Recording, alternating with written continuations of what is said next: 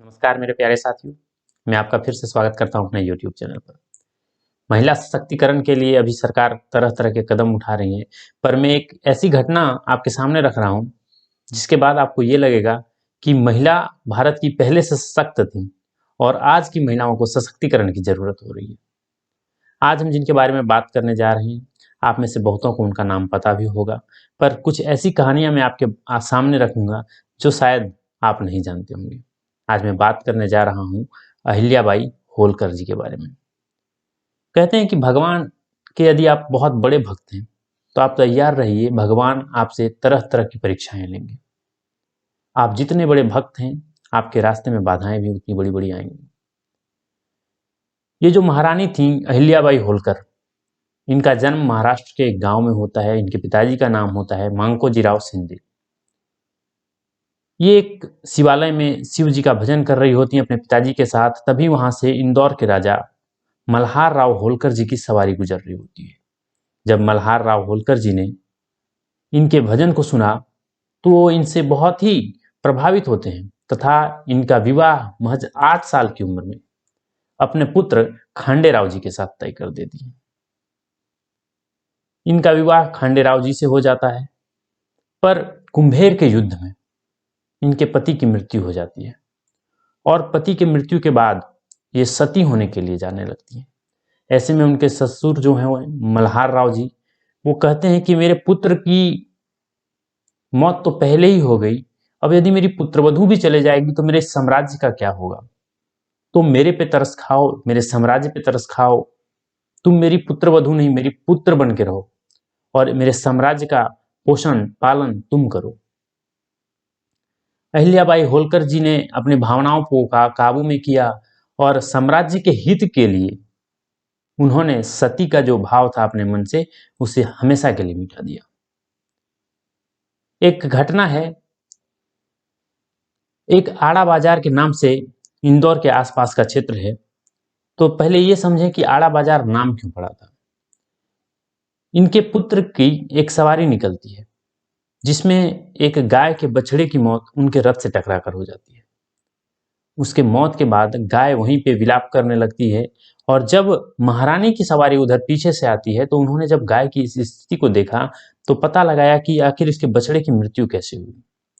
जब पूरे घटना को उन्होंने समझा, उसके बाद उन्होंने अपने पुत्र को ही उसी रास्ते पर उसी जगह पर एक खंभे से बांधकर रथ से मृत्युदंड देने की घोषणा कर दी। पर उस रथ का सवारी बनने के लिए कोई तैयार नहीं था। ऐसे में महारानी ने यह तय किया कि उस रथ की सारथी वो खुद बनेंगी और जब वो रथ लेकर उस रास्ते जाती हैं तो बार बार वही गाय आकर उनका रास्ता रोकने लगती है। बार बार उस गाय के आड़े आने के कारण उस बाजार का नाम आड़ा बाजार रख दिया गया।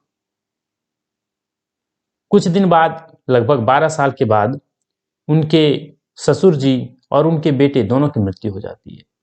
थोड़ा इस घटना को समझें। पति की मृत्यु पहले हो जाती है, फिर ससुर की मृत्यु हो जाती है और पुत्र की मृत्यु हो जाती है। इसका मतलब कि अहिल्याबाई होलकर अब उस परिवार में इकलौती बच जाती हैं और उन्हें अब शासन करने के लिए बिल्कुल असहाय महसूस होता है। मतलब इतने बड़े साम्राज्य के पास कोई नर शासक नहीं था, अब वहां पे नारी का शासन होना तय था। ऐसे में अगल बगल के जितने भी राजपूत शासक थे, उनको ये दांव मिलता है कि वो किस तरह से जाकर इस होलकर साम्राज्य को अपने अंदर ले लें। राघोबा का शासन चल रहा होता है और राघोबा ने एक बार ये प्लान किया कि अब हम होलकर साम्राज्य पे हमला करेंगे। जब उन्हें इस बात की सूचना मिली तो उन्होंने अपने सेनापति, अपने मंत्री तुकोजी राव को एक खत देकर राघोबा के पास भेजा। राघोबा ने जब उस खत को पढ़ा तो उनकी आंखें खुल गईं। उस खत में लिखा था कि आप हमारे साम्राज्य पर हमला करने आ रहे हैं, आखिर यदि आप जीत भी जाते हैं तो आपको क्या मिलने वाली है, और यदि आप हार जाते हैं तो आपको क्या मिलने वाली है। दोनों ही कंडीशंस में आपको सिर्फ और सिर्फ बदनामी ही मिलेगी। यदि आप जीत जाते हैं तो लोग ये कहेंगे कि एक असहाय महिला पर हमला कर कर राघोबा जी, जो कि एक पेशवा हैं, उन्होंने उनके साम्राज्य को हड़प लिया। और यदि आप हार जाते हैं तो लोग ये कहेंगे कि एक असहाय महिला ने राघोबाजी को हरा दिया। उनके पास नारी की एक फौज थी, उन्होंने नारी फौज को आगे कर दिया और कहा कि आप क्या मेरे इस सेना के साथ लड़ेंगे, इस नारी शक्ति के साथ आप लड़ेंगे। राघोबाजी ने जब इस खत को पूरी अच्छी तरह से पढ़ा तो उनके समझ में आ गया कि ये युद्ध करना उसके लिए किसी तरह से हित में नहीं था, और उन्होंने तुरंत उस खत का एक जवाब अहिल्याबाई होलकर जी को लिख डाला, जिसमें उन्होंने लिखा कि मैं युद्ध नहीं चाहता, मैं तो बस आपसे मिलना चाहता था, मैं आपके शोक में शामिल होना चाहता था। राघोबाजी ने किसी तरह से अपने सम्मान को बचा लिया और अहिल्याबाई होलकर जी ने अपने साम्राज्य को बचा लिया। अहिल्याबाई होलकर जी के समय में उनका साम्राज्य बहुत खुशी खुशी से चला और शिव भक्ति के प्रति उनकी आस्था इतनी बढ़ गई थी कि उनके जितने भी खत आते थे उनमें शिव जी का उल्लेख हमेशा होता था। यदि इस वीरांगना की ये वीर गाथा आपको पसंद आई हो तो वीडियो को लाइक करें और ऐसे ही कहानियों के लिए इसे सब्सक्राइब कर लें। जय हिंद।